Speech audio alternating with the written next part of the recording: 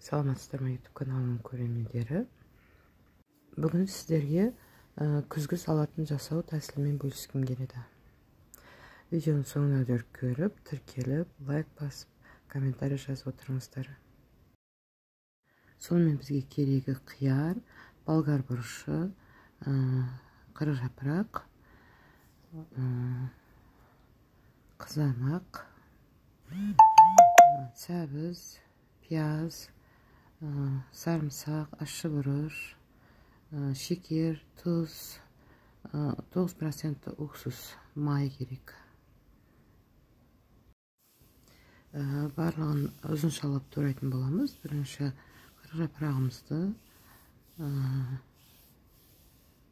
сонан сәбізді теркадан өткізіп аламыз, карри теркасынан. Осылай.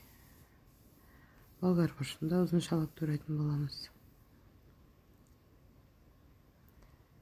Пиязды да жартылай ұзыншалап тураймыз. Қызанақты да барлығын турап, соңынан қиярымызды тураймыз осылай. Ащы бұрыш, сарымсағымызды турап қоямыз. Осылардың бәрін үлкен ыдысқа салып, үстіне жақсылап араластырып алып, осылай жақсылай араластырып, жақсылап майымызды, шекер, тұзымызды, уксусымызды бәрін жақсылап құйып, жақсылап араластырып, 1 сағатқа қойып қоямыз. Өзінің шырыны шығу үшін. Міне 1 сағат өтті. Өзінің шырыны шығыпты. Оған ешқандай су, ештеме қосылмайды. Енді осыны отқа қоямыз.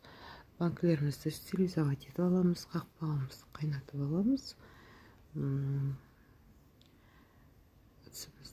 Осы бір қалыпты бәрі бір келкі қайнаған кезден бастап 10 минут қайнататын боламыз.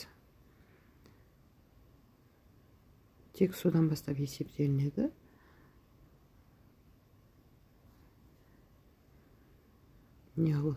Осылай 10 минут қайнады. Енді ыдыстарымызға салып, жақсылап қақпақтарын жауып қоятын боламыз. Біздің осымен салатымыз дайын. Сіздермен бірге болған Лейла. Видео ұнаса, комментарий жазып, лайк басып, тіркеліп отырыңыздар.